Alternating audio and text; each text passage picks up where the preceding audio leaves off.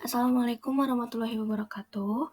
Izinkan saya dan teman-teman saya untuk melakukan presentasi mengenai proses transformasi pengolahan agroindustri pada komoditas kacang kedelai.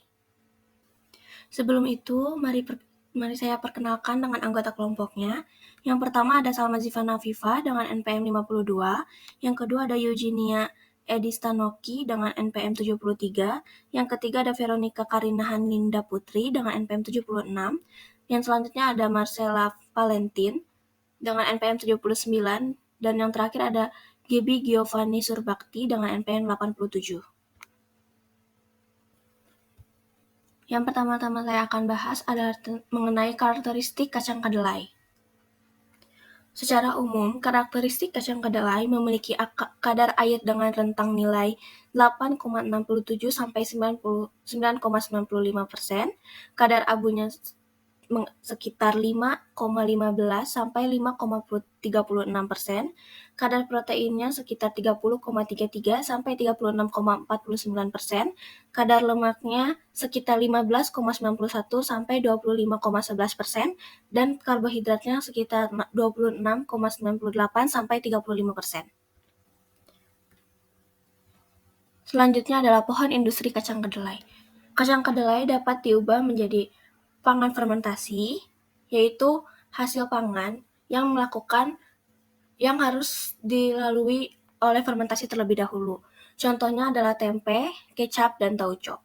Selanjutnya, kedelai juga dapat diubah menjadi pangan non-fermentasi, yang berarti pangannya itu tidak perlu melalui proses fermentasi terlebih dahulu. Contohnya itu tahu dan susu. Selanjutnya juga, kedelai dapat diubah menjadi minyak kasar, yang berarti kedelai juga dapat diubah menjadi minyak goreng dan mentega putih.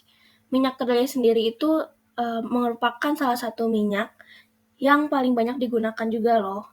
Nah, minyak kedelai juga digunakan sebagai minyak pengering, yaitu minyak yang mampu mengeras seiring waktu selama terpapar dengan udara yang membentuk lapisan kedap air.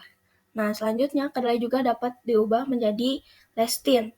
Lestin itu adalah sejenis pengemulsi yang berasal dari kedelai.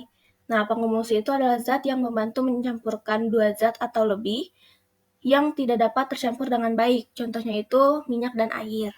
Nah, hasil dari lestin ini sendiri adalah obat-obatan dan kecantikan.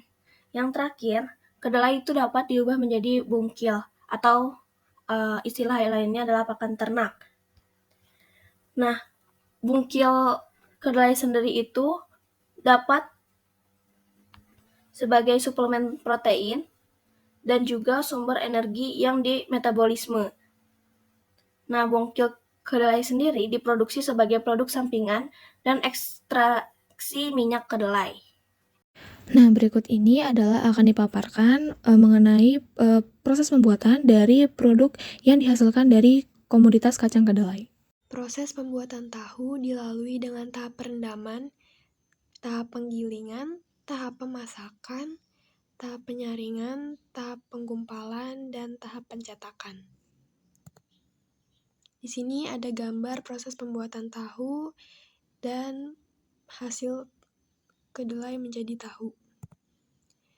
Lalu ada proses pembuatan tempe yang dilalui dengan tahap pelepasan kulit, tahap perendaman, tahap perebusan untuk membunuh bakteri dalam biji kedelai, tahap penggilingan, tahap pengemasan, dan tahap inkubasi yang dilakukan pada suhu 25-37 derajat selama 36-48 jam. Di sini ada gambar pembuatan tempe dan produk tempe. Selanjutnya adalah proses pembuatan susu kedelai yang terbagi di dalam 6 tahapan. Tahap yang pertama yaitu tahap disortasi yang dilakukan untuk memisahkan dari kotoran dan biji rusak. Direndam pada larutan NaHCO3 atau soda kuil. Yang kedua adalah tahap penirisan. Tahap ini ditambah air lalu dididihkan selama 30 menit. Kulit kedelai dipisahkan dengan cara diremas-remas dan dicuci dengan air beberapa kali. Tahap penggilingan adalah tahap yang ketiga yang dilakukan dengan penggilingan logam, penggilingan batu, atau blender. Yang keempat yaitu tahap penyaringan, di mana bahan yang sudah digiling kemudian disaring pada tahapan ini seperti yang sudah ditulis di layar. Yang kelima adalah tahap pendidihan. Sebelum tahap ini, hasil dari penyaringan bisa ditambahkan gula pasir atau rasa lain secukupnya, lalu dipanaskan sampai mendidih dan dibiarkan selama 20 menit dengan api kecil. Yang keenam atau tahap yang terakhir adalah tahap penempatan, yang mana hasil dari susu kedelai tersebut ditempatkan pada botol dan disimpan di suhu dingin 50 derajat Celcius atau pada lemari es. Berikut merupakan gambar dari produk susu kedelai. Selanjutnya adalah proses pembuatan kecap, yaitu di dalam 5 tahapan. Yang pertama, tahap penyortiran dan penyucian. Sortir biji kedelai hitam dari tanaman, batu, kerikil, dan tanah. Selain itu, sortir biji kedelai hitam yang tidak rusak. Penyortiran dilakukan pada tampah, kemudian ditampi. Lalu, biji kedelai dicuci. Yang kedua adalah tahap perebusan dan penirisan. Biji kedelai direbus selama 2 jam di dalam panci. Agar biji kedelai hitam nantinya mudah dikupas, biji kedelai hitam harus direndam di dalam air. Setelah itu ditiriskan menggunakan kalo selama 30 menit sampai 1 jam hingga dingin. Yang ketiga adalah tahap penjamuran dan penggaraman. Penjamuran dilakukan menggunakan laru kecap dengan perbandingan 1 kg. Bahan membutuhkan 1 kg larutan jenis Rhizopus sp. Dilakukannya penggaraman dengan 1 kg biji kedelai hitam membutuhkan 4 liter larutan garam 20%. Setelahnya pada tahap keempat, adanya penyaringan. Penyaringan dilakukan dengan menggunakan kalo. Hasil utamanya berupa filtrat, sedangkan hasil sampingannya berupa ampas. Filtrat kemudian disaring dengan menggunakan kain penyaring. Yang kelima adalah tahap pembotolan. Pembotolan dilakukan dengan menggunakan botol bersih. Filtrat yang sudah disaring hingga menjadi kecap kemudian dimasukkan ke dalam botol. Berikut adalah gambar dari produk kecap. Produk yang kelima adalah tauco. Proses pembuatannya ini yang pertama adalah kita rendam biji kedelainya itu selama 24 jam agar nanti biji kedelainya itu lebih mudah dikupas. Setelah itu, setelah direndam, kita mencuci biji kedelai ini. Kemudian biji kedelai yang sudah dicuci ini kita rebus kembali selama 1-2 jam, lalu kita tiriskan hingga dingin. Setelah direbus, kita masuk ke tahap fermentasi, di mana kacang kedelai ini dicampur dengan ragi dan tepung beras sebesar 1 kg untuk 5 kg kacang kedelai. Lalu semuanya itu disebarkan di atas tampah, lalu ditutup dengan daun pisang. Nah, tahap terakhirnya itu adalah tahap penggaraman, di mana kita akan memasukkan 2 kg garam ke dalam ember, lalu kita tambahkan kira-kira 10 liter air, lalu kita aduk sampai dia rata, dan kita rendam butiran tempe yang kering ke larutan garam ini selama 2 minggu. Dari hasil itulah akan terbentuk nanti tauco, karena tauco ini akan berbentuk asam.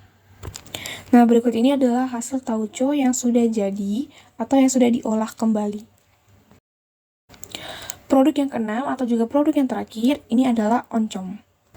Pertama kita bersihkan kembali kacang kedelai ini, kemudian kita rendam kacang kedelai selama sekitar 10-12 jam hingga kacang kedelainya mengembang, lalu kita tiriskan dan kita kukus kembali hingga matang.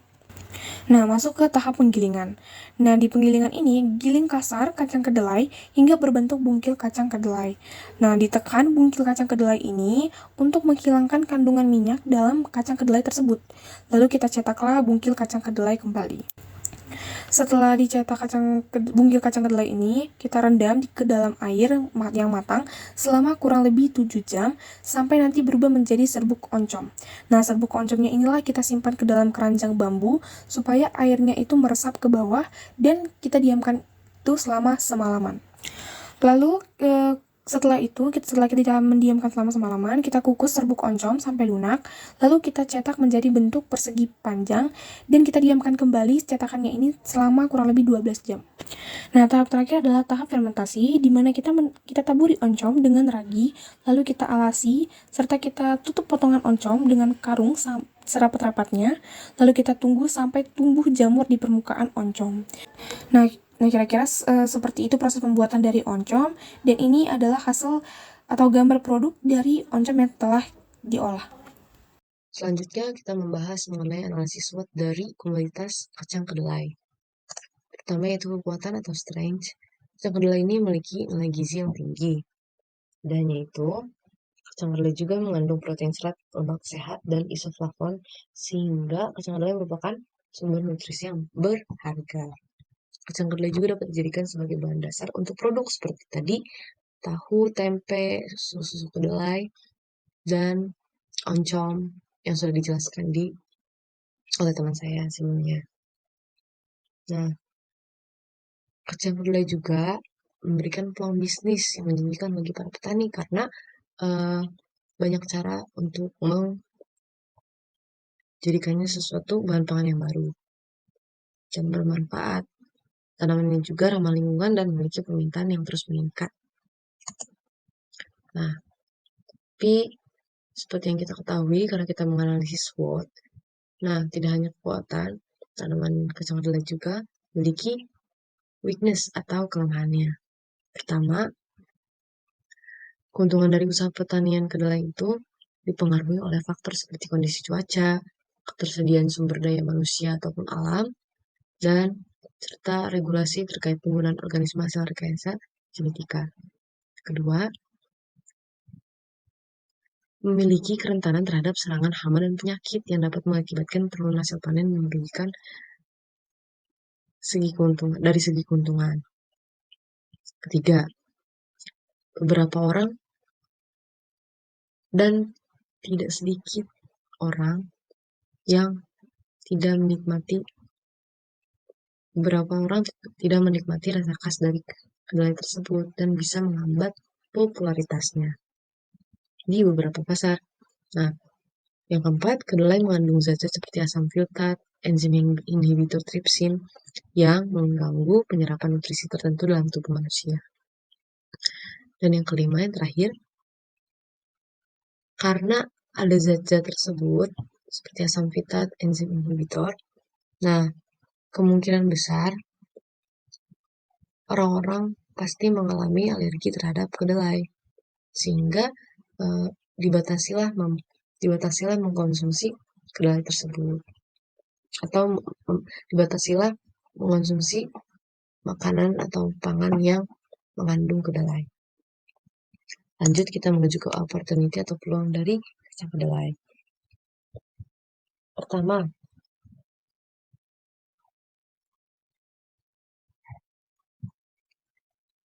dengan meningkatnya kesadaran akan pentingnya kesehatan dan makanan nabati, nah peluang untuk meningkatkan permintaan produk yang berasal dari kedelai ini ada. Yang kedua, ada juga peluang untuk menciptakan produk baru berbasis kedelai yang dapat memenuhi kebutuhan konsumen yang terus berkembang. Ketiga, karena minat global semakin meningkat terhadap makanan nabati, terjadilah peluang memperluas pasar produk yang berbahan dasar kedelai ke wilayah-wilayah baru. Selanjutnya, permintaan meningkat terhadap sumber protein alternatif memberikan kesempatan bagi petani kedelai untuk memperluas usaha mereka.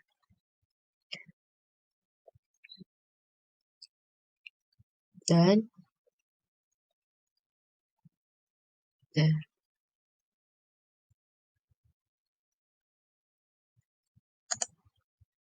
selanjutnya kita menuju ke ancaman terhadap memproduksi atau dari komoditas kacang kedelai.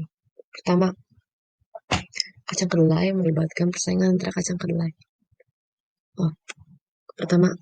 Melibatkan persaingan antara kacang kedelai dengan berbagai jenis produk nabati, karena produk nabati tidak hanya kacang kedelai, yaitu almond, berbagai jenis kacang-kacangan yang mungkin lebih unggul. Dan kedua, perubahan dalam regulasi pemerintah terkait produksi dan distribusi kedelai memiliki potensi untuk mempengaruhi operasional bisnis dan menimbulkan biaya tambahan. Ketiga, adanya risiko yang timbul dari serangan penyakit tanaman dan hama yang dapat mengganggu pasokan kedelai serta meningkatkan biaya produksi. Karena ya itu perlunya menghilangkan hama ya dengan cara menambahkan biaya untuk memberikan pupuk atau mencegah masuknya hama. 4. Perubahan iklim dan tekanan. Perubahan iklim dan tekanan untuk melakukan diversifikasi tanaman dapat menimbulkan tantangan terhadap operasi pertanian kedelai. Dan yang terakhir, persaingan dengan industri lain terhadap kelestarian lingkungan juga dapat berdampak pada usaha budidaya kedelai. Kita menuju ke strategi pengembangan usaha kacang kedelai. Itu pertama-tama harus melakukan riset dan analisis pasar. Kedua, kita mencari inovasi produk dengan cara membuat dan melakukan inovasi. Dan yang ketiga, kita memperluas pasar dan pemasaran dengan cara menjalin kemitraan dengan distributor atau melalui e-commerce. Selanjutnya, kita meningkatkan efisiensi kapasitas produksi dengan mengoptimalkan proses produksi, logistik, manajemen rantai pasok, melakukan sistem manajemen kualitas dan keamanan pangan yang ketat untuk menjamin kualitas produk. Kita juga perlu menjalin kerjasama agar bisa mendapatkan hasil yang lebih baik, ya, dan mendapatkan kebijakan dan mendapatkan dukungan dari lembaga penelitian, perguruan tinggi serta pemerintah. Dan kita mencari sertifikasi dan standar kualitas yang diperlukan untuk meningkatkan kepercayaan konsumen agar akses ke pasar lebih luas lagi.